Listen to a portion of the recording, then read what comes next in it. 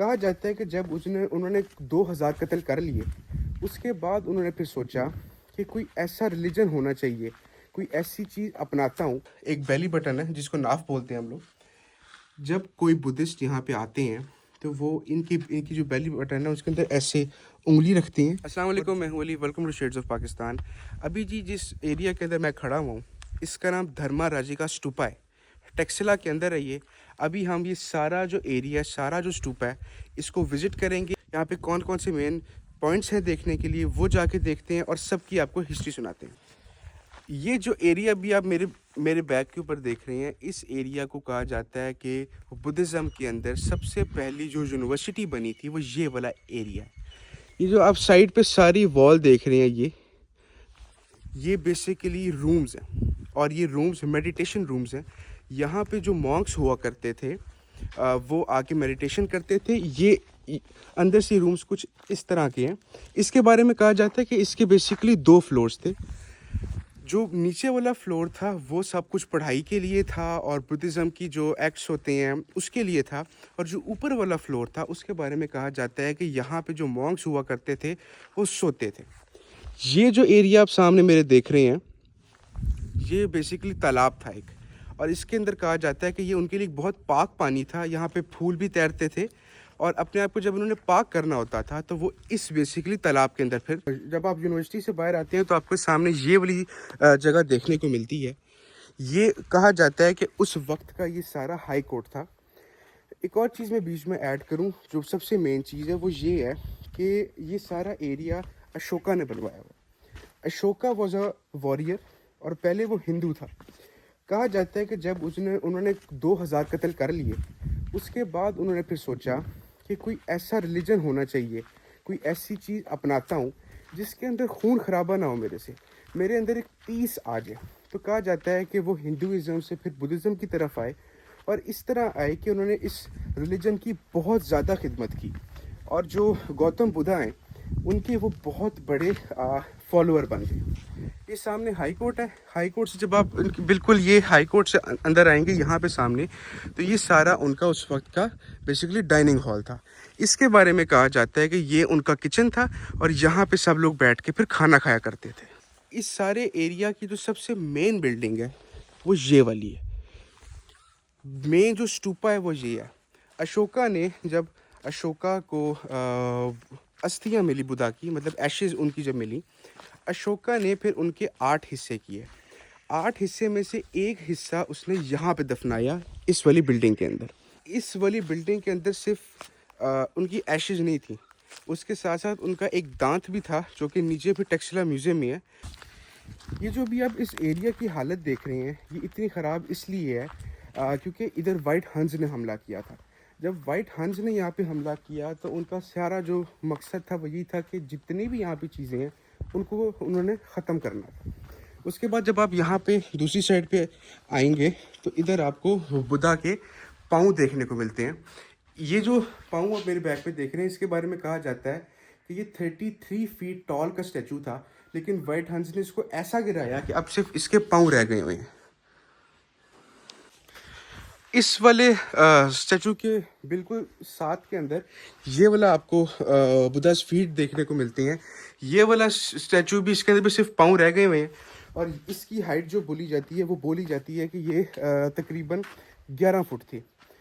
उसके बाद जब आप इन के सामने जब देखते हैं तो आपको ये कुछ स्ट्रक्चर्स देखने को मिलते हैं। उसके अंदर ये वाले भी शामिल हैं और ये वाला भी शामिल है। ये इसको कहा जाता है वोटिव स्टूपा।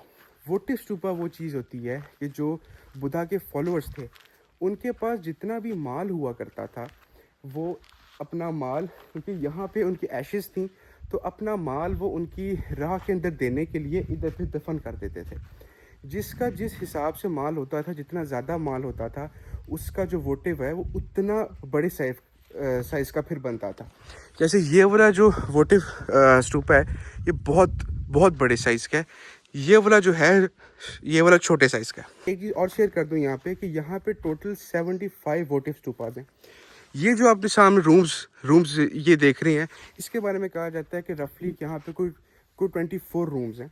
ये भी सारे मेडिटेशन रूम्स हैं। और जब जो इवन आज भी जब कोई बुद्धिस्ट कोई पिलग्रिम्स यहाँ पर आते हैं, कोई यहाँ पे कोई टूरिस्ट आता है, तो अभी भी वो यहाँ पर बैठ के अपनी मेडिटेशन भी करते हैं। अभी जो सारी जो मेन इस चीज़ की बिल्डिंग है, जो बेसिक जो सबसे बड़ा स्तूपा यहाँ का, वो ये वाला है। इसके बारे में कहा जाता है कि ये 50 फीट हाइट का था, लेकिन जब वाइट हंस यहाँ पर आए तो उन्होंने सब चीज़ों को तबाह कर दिया, और इसकी जो अब ये जो रफ सा एक सिर्फ एक जो स्ट्रक्चर से रह गया हुआ है, वो उन्होंने फिर सब कुछ यहाँ पर आके ख़त्म कर दिया। इसके बिल्कुल सामने आपको ये मेडिटेशन रूम्स फिर देखने को मिलते हैं। इस स्तूपा की जो मेन एंट्रेंस है वो ये है। अब तो खैर इसको बिल्कुल बंद कर दिया गया हुआ है, और ये जो स्तूपा निकला था ये 1913 से लेके 1934 के अंदर एक आदमी थे, John Marshall. John Marshall basically एक ब्रिटिशर थे, लेकिन उन्होंने यहाँ पर आके एक्सकेवेशंस की, और यहाँ की जितनी भी चीज़ें हैं, यहाँ इवन के जो हेड्स थे बुद्धा के, क्योंकि वाइट हैंड्स ने सबसे जो मेन चीज़ की थी, जो हेड्स थे बुद्धा के, वो सारे वहाँ उन्होंने ख़त्म कर दिए थे। तो जो हेड्स थे, कुछ जो हेड्स हैं वो टेक्सला म्यूज़ियम के अंदर है, और लेकिन जो बड़े साइज़ के कुछ सही हालत के हेड्स हैं, उनको वो फिर लंदन ले गया था। ये जो आप सामने चीज़ देख रहे हैं, ये चीज़, इसको कहा जाता है मॉन्क्स ग्रेव। मॉन्क्स ग्रेव का मतलब ये है कि जब कोई यहाँ पे कोई बुद्धिस्ट मॉन्क का इंतकाल हुआ करता था, तो इसके अंदर भी जो होती है क्रेमेशन की जाती है, आग लगाई जाती है डेड बॉडी को, तो उसकी जो एशेज हुआ करती थी सारे मॉन्क्स की, वो इसके अंदर डाल देते। इसके अंदर अभी आप एक चीज़ देख रहे होंगे कि कुछ मॉन्क्स ने अपने आप को, कुछ मॉन्क्स इस तरह किए हैं कि उन्होंने कुछ चीज़ ऐसे शो किया हुआ है, कुछ होल्ड किया हुआ है। बुद्धिस्ट मॉन्क्स का मानना ये है कि हमने पूरी कायनात को अपने कंधों के ऊपर उठाया हुआ है। अच्छा, ये जो चीज़ अभी आप देख रहे हैं, ये इसके पोल्स थे। यहाँ पे टोटल 4 पोल्स थे, और एक बहुत ज़्यादा हाइट के थे, इवन इतने हाइट के थे कि ये पूरी, इसके ऊपर एक रूफ़ भी था। और ऊपर अगर आप ये वाला हिस्सा देखें, ये जो ब्लैक रंग के पत्थर हैं, कहा जाता है कि जॉन मार्शल ने यहाँ से खुदाई करके जो बुद्धा की एशेस थी उनको, और जो उनका जो दान था, वो यहाँ से फिर लेकर गए थे, और नीचे जो टेक्सला म्यूज़ियम है वहाँ पे जाकर रख दिया। अच्छा, नेक्स्ट जिस एरिया के अंदर मैं अभी जा रहा हूँ, उसको, जिसको हम लोग आम लैंग्वेज के अंदर बोलते हैं धोबी घाट, ये उनका धोबी घाट है। ये दो यहाँ पे बेसिकली पूल्स थे, एक ये वाला पूल है, एक वो वाला पूल है। तो इधर के जो लोग हैं, अपने जो कपड़े शपड़े थे वो यहाँ पे फिर धोया करते थे। ये जी अभी इस जाले के अंदर कोई चीज़ दिखाता हूँ। कोई 2 बेसिकली स्टैचूज़ हैं, एक ये वाले हैं और एक इसके साथ हैं। ये वाला जो स्टैचू है, इसके बारे में कहा जाता है कि इनके आगे एक बेली बटन है, जिसको नाफ बोलते हैं हम लोग। जब कोई बुद्धिस्ट यहाँ पे आते हैं, तो वो इनकी जो बेली बटन है उसके अंदर ऐसे उंगली रखते हैं, और जो भी उनकी कोई दुआ होती है, आंखें बंद करके वो फिर यहाँ पर आके दुआ मांगते हैं। जो साथ वाला स्टैचू है, ये वाला, इसके बारे में कहा जाता है कि ये जो यंग बुद्ध हैं उनको शो किया गया। इसके बिल्कुल सामने अगर आप देखें तो ये वाटर पूल था यहाँ पे, जिसको आप कह सकते हैं कि नहाने के लिए और ख़ास तौर पे बड़ा पाक पानी माना जाता था उस वक्त पे। वाटर पूल के बिल्कुल सामने ये जो आप होल्स इसके अंदर देख रहे हैं, इसके अंदर वो चीज़ तैयार की जाती थी जिससे बुद्धा के स्टैचूज़ को तैयार किया जाता था। दाल वगैरह, क्योंकि उस टाइम सीमेंट तो नहीं था, दाल चावल, फिर कोरल जो होते थे उससे। और ये जितने भी ये खाली एरियाज अभी आप देख रहे हैं, इधर एक वक्त पे स्टैचूज़ हुआ करते थे। ये जो हमारी लास्ट चीज़ है, वो ये वाले सारे रूम्स हैं, ये भी सारे मेडिटेशन रूम्स थे। लेकिन इसके बारे में कहा जाता है ये ख़ास इसलिए थे कि हर रूम के अंदर बुद्धा का एक स्टैचू भी था। यहाँ पर ये जो मेन स्तूप है, इसके बिल्कुल सामने ये वाले सारे रूम्स हैं। और वीडियो को यहाँ पे एंड करते हैं। वीडियो अच्छी लगी हो तो ज़रूर लाइक और सब्सक्राइब कीजिएगा।